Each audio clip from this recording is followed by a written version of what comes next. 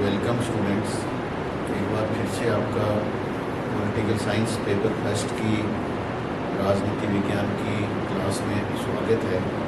अब तक का जो हमने अध्ययन किया है उसमें प्लेटो का जीवन परिचय, प्लेटो का आदर्श राज्य, प्लेटो की न्याय व्यवस्था। अब हम इससे आगे का जो हमारा टॉपिक रहेगा कि प्लेटो की शिक्षा व्यवस्था। जैसे कि मैंने आप लोगों को पहले बताया है कि प्लेटो जो है वह आदर्श राज्य का निर्माण करना चाहता है, क्योंकि प्लेटो ने अपने जीवन काल में अनेक ऐसी परिस्थितियां देखी थी एथेंस में जिन बुराइयों को वह दूर करना चाहता था और एथेंस को पुनः एक महान राज्य बनाना चाहता था। क्योंकि स्वयं जो प्लेटो था वह शासक वर्ग से था, राजनीतिज्ञ बनना चाहता था, लेकिन परिस्थिति बस वह राजनीतिज्ञ न बनकर एक दार्शनिक बन गया और वह राजनीतिज्ञों का निर्माण करने वाला बन गया। इसलिए प्लेटो का जो आदर्श राज्य की अवधारणा है उसमें मुख्य रूप से हम तीन चीज़ों का अध्ययन कर रहे हैं, जिसमें से प्लेटो का जो आदर्श राज्य का भवन जो है, ये अपना जो आदर्श राज्य का भव्य भवन न्याय के ऊपर और न्याय के साथ की वह शिक्षा और शिक्षा के साथ वह साम्यवाद, इसके ऊपर वह इसका निर्माण करना चाहता है। अब प्लेटो का प्रमुख जो आधारशिला है जो वह न्याय के राज्य के अंदर स्थापना कैसे होगी, वह सुनियोजित शिक्षा व्यवस्था और साम्यवादी व्यवस्था के द्वारा। आज जो हम है कि प्लेटो की शिक्षा व्यवस्था का अध्ययन करेंगे। प्लेटो ने अपने दर्शन में शिक्षा को अत्यधिक महत्व दिया है। ये इसी से साबित होता है कि प्लेटो का जो प्रसिद्ध ग्रंथ है रिपब्लिक, उसके जो 4 भाग हैं, रिपब्लिक के जो 4 पुस्तकें जो हैं वो इसने डिवोट की हैं केवल शिक्षा के लिए। इसलिए और दूसरी तरफ जो प्लेटो के बाद में जैसे रूसो ने कहा है कि रिपब्लिक शिक्षा पर कभी भी लिखा गया सर्वश्रेष्ठ ग्रंथ, कि प्लेटो का ग्रंथ जो रिपब्लिक है वह शिक्षा का इतना विस्तार से वर्णन करता है कि इसे रूसो के द्वारा शिक्षा पर कभी भी लिखा गया सर्वश्रेष्ठ ग्रंथ बताया गया। इसलिए अब प्लेटो शिक्षा को महत्व क्यों दे रहा है, क्योंकि प्लेटो का मानना है कि राज्य का जो आधार है वह न्याय है। तो न्याय की स्थापना कैसे होगी? न्याय की स्थापना होगी सुनियोजित शिक्षा व्यवस्था के द्वारा, और इस शिक्षा व्यवस्था के द्वारा ही हमें दार्शनिक शासक की प्राप्ति होगी। क्योंकि प्लेटो का स्वयं का मानना है कि शासन करना किन्हीं बलशाली व्यक्तियों का या धनवान लोगों का कार्य नहीं है, शासन करना बुद्धिमान व्यक्तियों का कार्य है। दूसरी तरफ वह शिक्षा के अंतर्गत मानता है कि शिक्षा के द्वारा ही व्यक्ति में सद्गुण का विकास होगा। क्यों प्लेटो का क्या मानना है कि वर्च्यू इज नॉलेज, कि सद्गुण ही ज्ञान है। इसलिए प्लेटो जो है वह शिक्षा को अत्यधिक महत्व प्रदान करता है कि शिक्षा के बिना आदर्श राज्य की स्थापना संभव नहीं है। शिक्षा के द्वारा वह राज्य के श्रेष्ठ नागरिकों में अच्छे संस्कार वह पैदा करना चाहता है। इसलिए प्लेटो जो अपना ग्रंथ लिखा है, जो इसकी जो शैली रही है कि संवाद की शैली रही है, प्लेटो स्वयं ही प्रश्न करता है, फिर उन्हीं के वह उत्तर भी देता है। इसी संदर्भ में प्लेटो जो है वह जैसे न्याय का हमने अध्ययन किया है कि न्याय सिद्धांत के अंतर्गत भी प्लेटो तत्कालीन समय में जो यूनान में न्याय की अवधारणाएं प्रचलित थी उनका वह अध्ययन करता है, उनका खंडन करता है और उसके बाद स्वयं की अवधारणा प्रस्तुत करता है। इसी प्रकार शिक्षा के संदर्भ में भी प्लेटो तत्कालीन समय में यूनान में जो शिक्षा की प्रचलित विधियाँ थी उनका अध्ययन करता है और उस शिक्षा की प्रचलित व्यवस्था के आधार पर फिर स्वयं के वह विचार व्यक्त करता है। तो तत्कालीन समय में यूनान में 2 प्रकार की शिक्षा व्यवस्था अधिक प्रचलित थी। पहली एथेंस की शिक्षा व्यवस्था और दूसरी स्पार्टा की शिक्षा व्यवस्था। एथेंस क्योंकि प्लेटो का स्वयं का राज्य था, तो एथेंस की जो शिक्षा व्यवस्था थी, एथेंस में शिक्षा प्रदान करना व्यक्ति का निजी कार्य था, व्यक्ति के निजी हाथों में थी। बच्चों को शिक्षा प्रदान करना बच्चों के माता पिता का कार्य था। इसलिए एथेंस में क्या थी कि शिक्षा राज्य के द्वारा नहीं प्रदान की जाकर स्वयं निजी व्यक्तियों के द्वारा प्रदान की जा रही थी। इस कारण एथेंस के अंदर जो शिक्षा व्यवस्था थी वह राज्य के अनुकूल न होकर व्यक्ति के अनुकूल थी कि व्यक्ति किस प्रकार की शिक्षा प्राप्त करना चाहता है वह उसी प्रकार के विद्यालय में प्रवेश लेना था। उस समय एथेंस में जो शिक्षा व्यवस्था थी उसको 3 भागों में बांट रखा था, प्राथमिक शिक्षा, माध्यमिक शिक्षा और सैनिक शिक्षा। कि 6 साल की उम्र से लेकर 14 साल तक व्यक्ति को प्राथमिक शिक्षा प्रदान की जाती थी और इस प्राथमिक शिक्षा में व्यक्ति को साधारण जो ज्ञान है उसके बारे में पढ़ाया जा रहा था। 14 से 18 तक माध्यमिक शिक्षा थी और इस माध्यमिक शिक्षा में एथेंस में व्यक्ति के द्वारा जो सोफिस्ट वर्ग के विचारक थे उनको धन प्रदान कर अपनी जो अनुकूल थी वैसी शिक्षा ग्रहण की जा रही थी। व्यक्ति के जो माता पिता थे वह शिक्षकों को धन देकर ऐसी शिक्षा प्रदान जैसे राजनीति की या भाषण कला की कि इस प्रकार की शिक्षा प्रदान कर रहे थे जिससे कि राज्य के लिए योग्य व्यक्ति न होकर स्वयं के लिए शिक्षा ग्रहण की जा रही थी। और इस कारण से एथेंस में एक निकम्मे प्रकार के जो राजनीति के वर्ग था उसका उदय हो रहा था, या हम कहें कि उस समय जो भ्रष्ट जो राजनीति के थे उनका उदय हो रहा था, क्योंकि जो शिक्षा थी वह एक निजी कार्य था और इस निजी कार्य में किसके द्वारा, केवल धनवान लोगों के द्वारा, साधारण लोगों के लिए नहीं, धनवान लोगों के द्वारा ही माध्यमिक शिक्षा ग्रहण की जा रही थी। तीसरा जो था कि एथेंस में 18 से 20 तक ये एक अनिवार्य सैनिक शिक्षा थी और इस अनिवार्य सैनिक शिक्षा में एथेंस के जो लोग थे उन्हें कि राज्य की आवश्यकता के लिए अनिवार्य रूप से सैनिक शिक्षा प्रदान की जा रही थी। दूसरी तरफ प्लेटो जो है वह एथेंस की इस शिक्षा पद्धति से बिल्कुल भी खुश नहीं था, इसका वह आलोचना कर रहा है। क्यों? पहला कि सभी राज्य के समस्त लोगों के लिए शिक्षा की व्यवस्था नहीं थी। दूसरा, शिक्षा देना राज्य का कार्य नहीं था।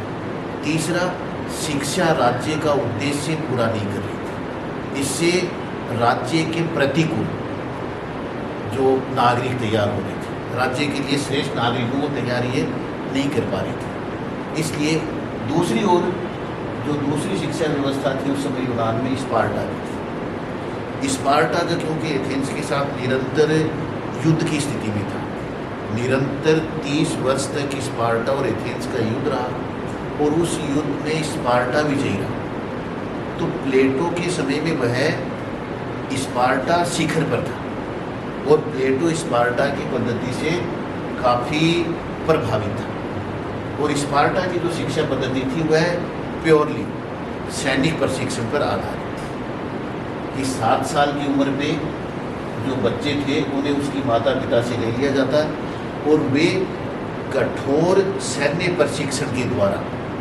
राज्य के द्वारा अनिवार्य शिक्षा प्रदान की जा रही थी। स्पार्टा से क्यों प्रभावित था? क्योंकि स्पार्टा राज्य द्वारा नियंत्रित शिक्षा व्यवस्था थी। दूसरा, स्त्री और पुरुष दोनों के लिए अनिवार्य शिक्षा व्यवस्था थी। तीसरा, राज्य की आवश्यकता के अनुसार नागरिक जो थे उन्हें प्रशिक्षण दिया जा रहा था। इसकी एथेंस की वह क्यों आलोचना करता है प्लेटो?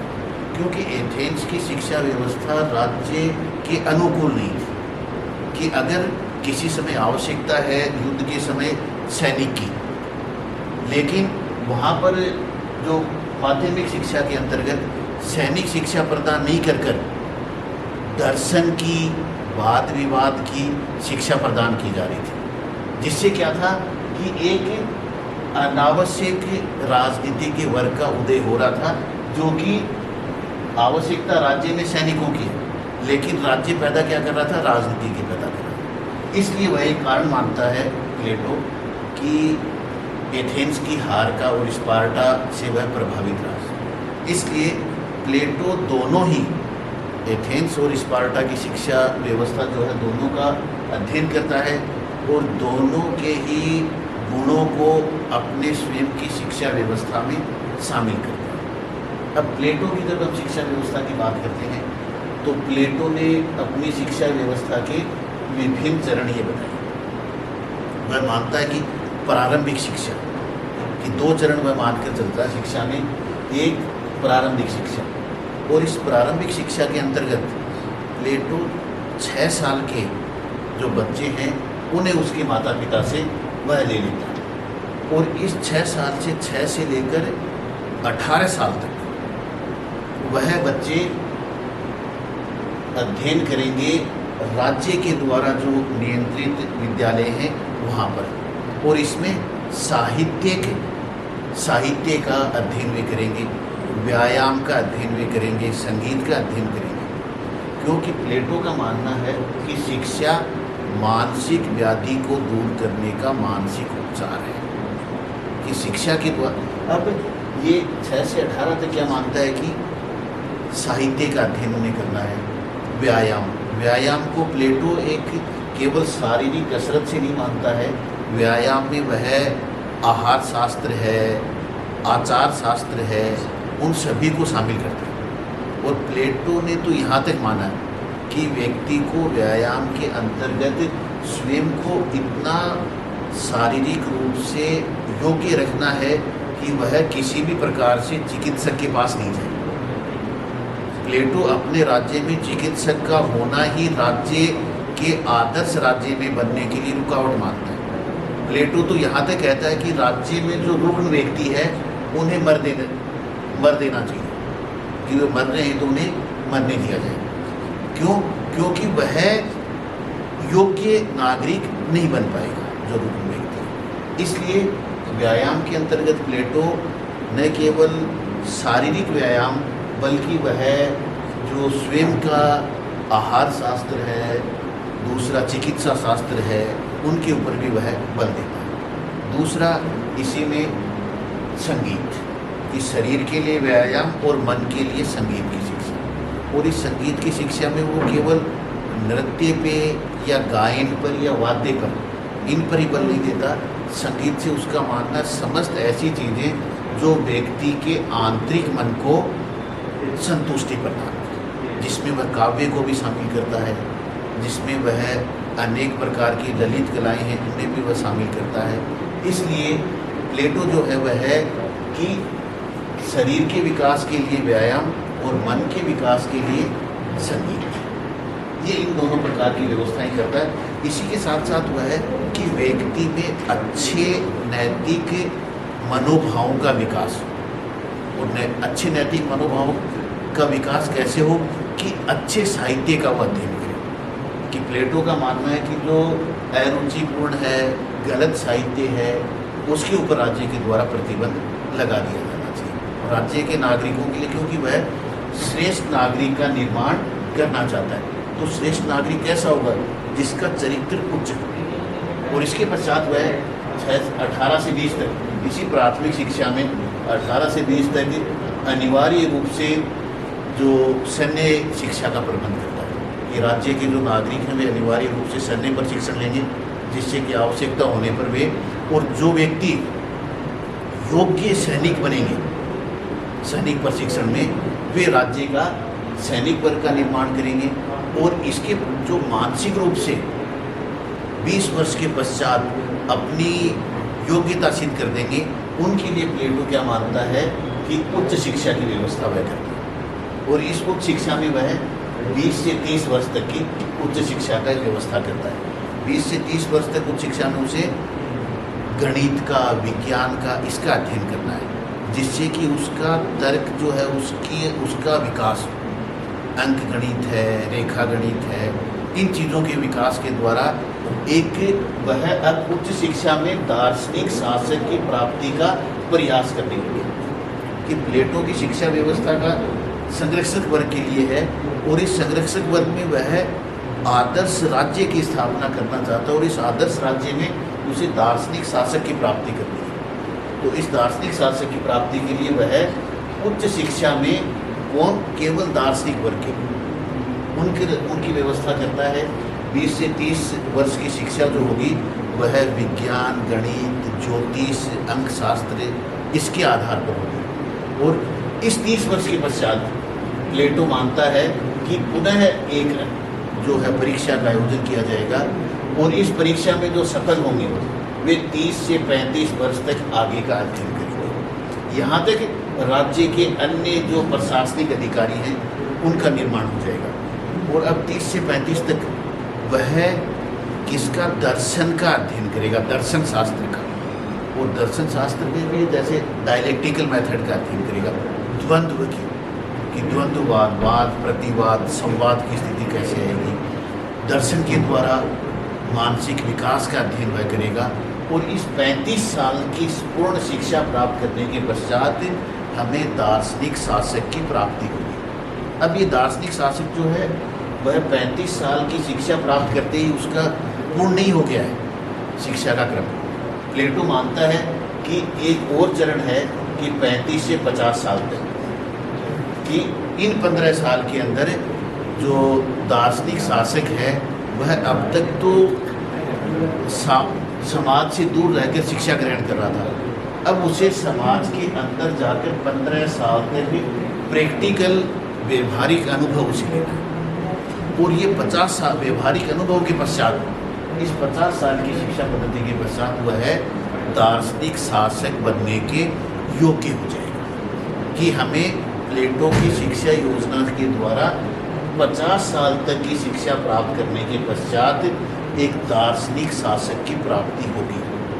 अब प्लेटो की जो शिक्षा योजना है इसकी अगर हम समराइज करें कि विशेषताएं क्या है, कि विशेषता राज्य के द्वारा नियंत्रित अनिवार्य शिक्षा, कि राज्य जैसा चाहेगा वैसा नागरिकों को शिक्षा प्रदान करके वैसे नागरिक तैयार कर सकेगा। दूसरा, स्त्री और पुरुष दोनों के लिए शिक्षा की व्यवस्था।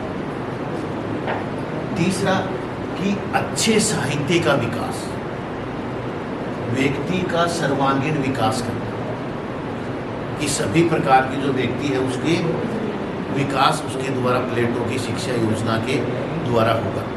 और दार्शनिक शासक की प्राप्ति इसके द्वारा संभव है। अनेक जो विचारक हैं उन्होंने प्लेटो की शिक्षा योजना की आलोचना भी की है कि प्लेटो की शिक्षा योजना 50 साल तक निरंतर चलने वाली प्रक्रिया है, अत्यधिक लंबी प्रक्रिया है, नीरस प्रक्रिया है।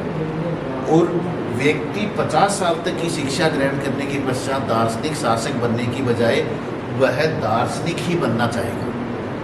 वह अपने स्वयं के गुरु पर इतना निर्भर हो जाएगा कि 50 साल के बाद उसे इंडिपेंडेंट निर्णय लेना पड़ेगा तो वह उसे लेने में समर्थ नहीं होगा।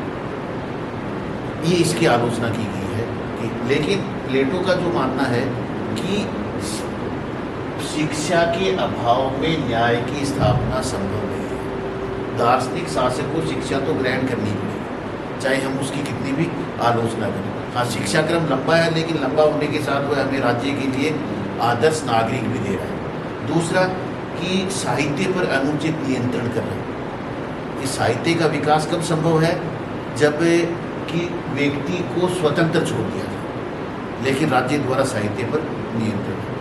तीसरी जो चीज़ है कि वह राज्य के बहुत से वर्ग, बड़ा वर्ग, उत्पादक वर्ग, उसके लिए कोई शिक्षा की व्यवस्था नहीं करता। वह जो अन्य प्रकार के राज्य के वर्ग हैं उनके साथ भेदभाव करता है। लेकिन प्लेटो की जो एक संक्षेप में हम कहें कि शिक्षा व्यवस्था की उपयोगिता के बारे में, कि प्लेटो का ग्रंथ रिपब्लिक शिक्षा पर लिखा गया, कभी भी लिखा गया सर्वश्रेष्ठ ग्रंथ है। प्लेटो ने अपनी शिक्षा व्यवस्था के द्वारा ये सिद्ध किया है कि शिक्षा केवल योग्य व्यक्तियों को ही दी जानी चाहिए। कि शिक्षा का क्या है कि इतना लंबा जो क्रम है इसलिए रखा गया कि योग्य व्यक्ति ही उच्च शिक्षा हासिल करे, चाहे इसमें समय कितना भी लगे। इसलिए प्लेटो सभी को शिक्षा देने की बजाय क्या चाहता है कि योग्य व्यक्ति है वही उच्च शिक्षा ग्रहण करे, वही राज्य का एक शासक वर्ग का निर्माण करे और वही दार्शनिक शासक।